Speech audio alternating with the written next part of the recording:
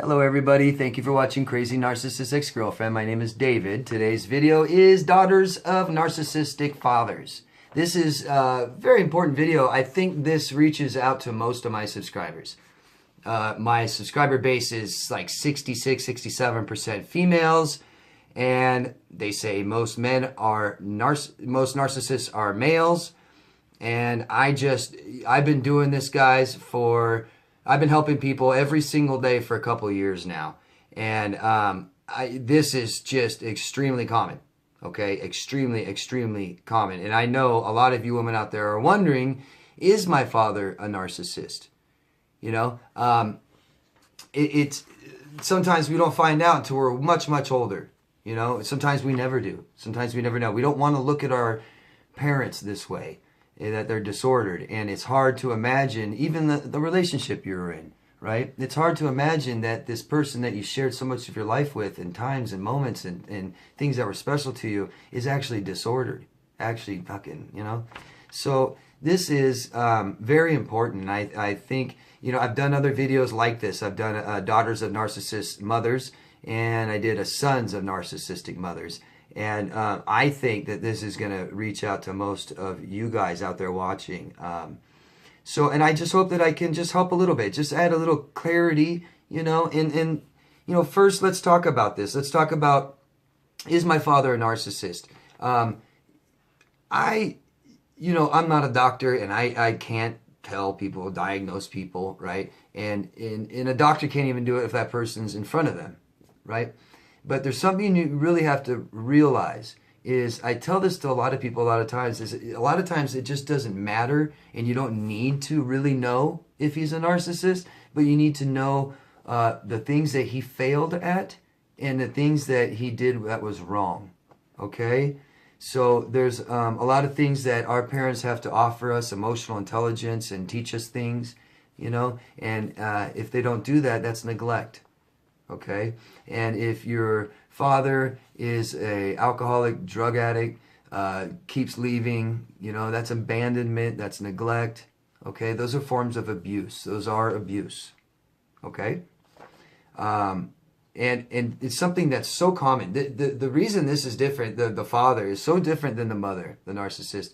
The father tends to be, and now I want you guys to know something. I'm going by typical.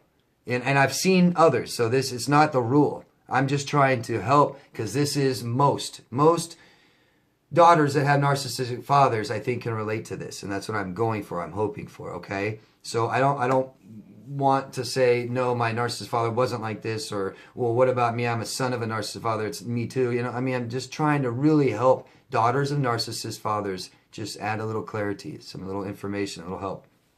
So the narcissist father just seems to be more avoided, where the narcissist mother looks at that child as an extension of themselves and doesn't really let them separate, cut the cord, so to speak. But the father really doesn't have much to do with the daughter, right? And they're emotionally unavailable, you know. But now there's something also I want to tell you guys. A lot of your fathers were alcoholics or drug addicts, weren't they? And I want you to know that doctors they're not going to diagnose somebody with a personality disorder that is very dependent on alcohol or drugs, because it can't go any further than that. I'll tell you, someone told me they know this really good, old school psychologist, and he said pretty much all borderlines or all drug addicts are borderlines. And that makes sense to me, because that's how they act. Drug addicts act like fucking borderlines. If you know a drug addict, you'll know. And I'm not talking someone that smokes weed. I'm talking about, you know, meth, cocaine, heroin, stuff like that. They act like they're disordered. I mean, straight up. I mean, they're like borderline, but you can't diagnose them. You have to say they're dependent on a drug first. That has to be taken care of first. I know somebody, I moved to Las Vegas here several years ago, and I met a guy. He was the first guy I met, and we started hanging out, and he was really nice guy, super nice guy, had his stuff together, seemed like, had a decent job, took care of his family, home, everything. And I knew him for quite a while, and he told me he used to do drugs. And I was like, okay, I've experimented a little bit with, something here and there. But it was, I don't remember, year and a half, 2 years after knowing this guy. And he went back on methamphetamine. And wow. Within days. I talked to him within days of him starting, and he was just, oh, man. Man, this guy was on fire. Dude, this guy was total borderline. I mean, total borderline. Totally. I had to later call him a fucking narcissist and say, bye, leave me alone. But when he went off the drugs again, I actually ran into him again. He was a nice guy again. So I'm just saying, that's going to affect your father. Now, I'm not saying he's not a narcissist because he's an alcoholic. Most likely, you're here watching my videos, and most likely you dated a narcissist if your mother isn't, and you're wondering if your father is, he probably is. Okay, that's what I tell most people. If you're here watching my videos and asking me, then he probably is a narcissist. Okay, but we'll never get to the bottom of that because he needs to be seen by a doctor. He needs to be honest. He needs to stop using drugs and alcohol. You know what I mean? But I'm just trying to help you. If you're here, he's probably a narcissist, okay? If you're dating narcissistic men, he's probably a narcissist. That's usually how it works, okay? So, one thing I've noticed with daughters of narcissistic fathers that have siblings. Now, this is just common. Please, not the rule. There's something I've noticed big time with people I've helped. There'll be when there's two daughters, two siblings, okay? It almost always seems like the older one gets most of the crap from the father, and that's kind of normal, I think, in families.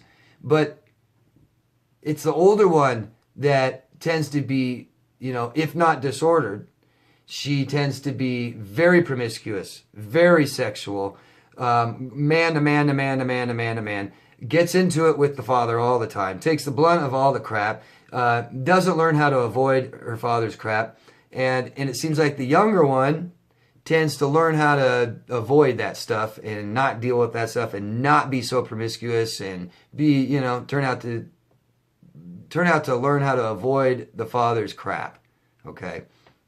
That's just something I've noticed I thought I'd throw out there. Feel free to add more to that down below if you want. Here are just some words and here's some things that describe a narcissistic father or a relationship with one, okay?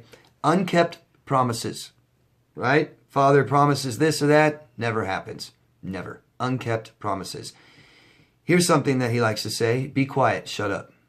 Be quiet, shut up, go away, go in your room, go away, go away, go away, right? Inappropriate. Narcissistic parents are inappropriate. They'll say inappropriate things. They might touch you in an inappropriate way. Your father might come up and and I don't mean sexually, I mean just inappropriate tickling, where it's like so much tickling, where it hurts, or you wet your pants, and then every time you see your father, you get that, that's extremely common. No validation. Your father will never validate you. He will never approve, and he'll be extremely critical of everything. You're not good at this. You didn't do good at that. You show him some good grades. Yeah, whatever. Look what I did. Whatever. Oh, I'm good at singing. He doesn't go and even watch your recital. I'm in acting. I'm in a play, Dad. I got the lead role, Dad. Oh yeah, that's nice. Go away. Give me a beer. I mean, these things set you up for abusive relationships, you guys. Okay? The yelling, here's one. So many narcissist fathers, alcoholics, drug addict fathers, yell and scream. Okay? When you observe your parents, you are observing what you believe is love when you're a child. You believe that is romantic love, that between two people. So, if there is, and don't forget, you guys, that when you have a narcissist father, that relationship with the mother is so estranged. It's so just There's just nothing there. It's like no affection, no I love yous, no hugs, no kisses. There's always tension in the room. They try and be quiet when you're around, but sometimes it doesn't work. And then the mother has got to take so much crap.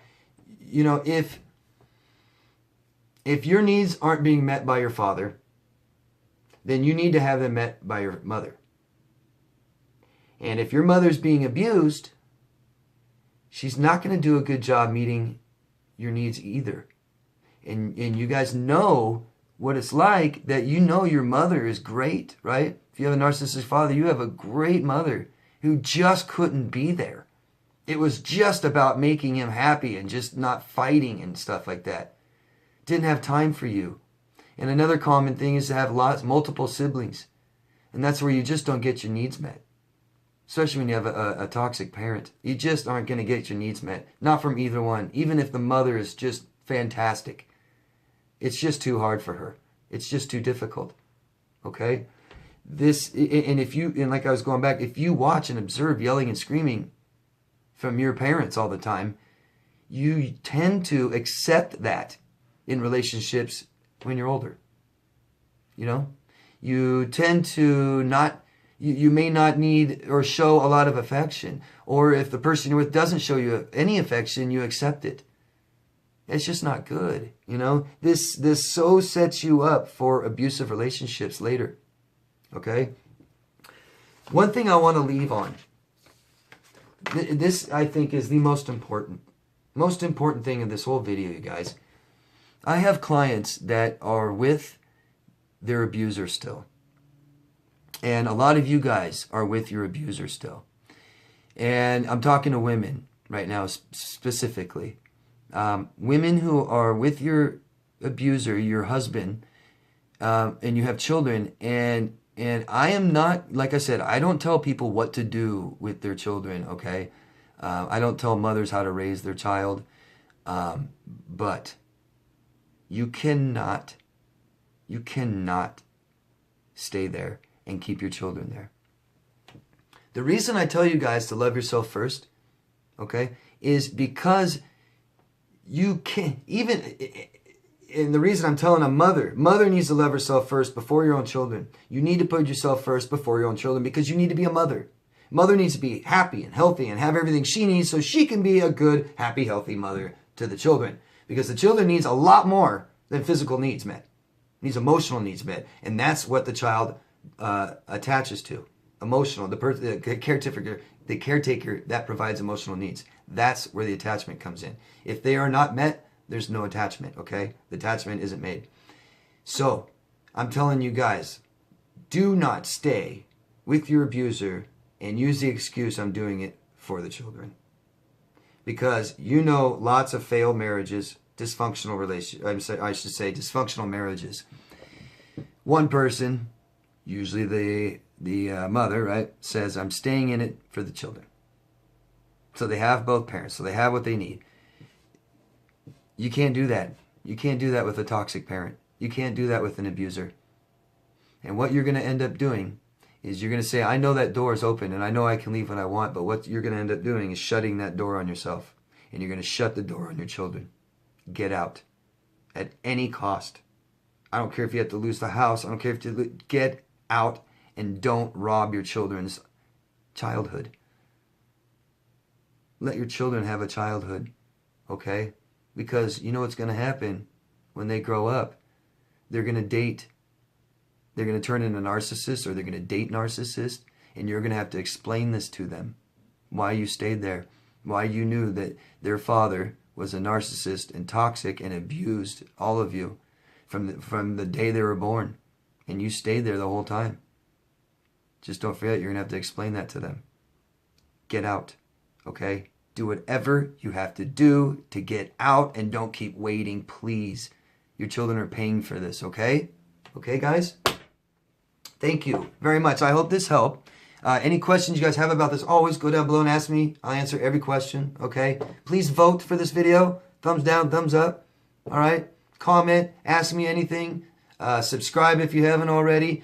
Share this video with somebody else that you think they can help. Another daughter of a narcissistic father you think this might help or shed some light on, or maybe a daughter who's still living at home with her narcissistic father, needs to get out of there, show this to her, okay?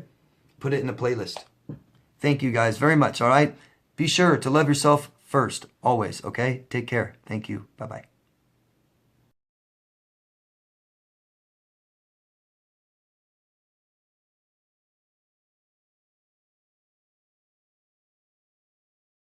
Danny Dog Productions.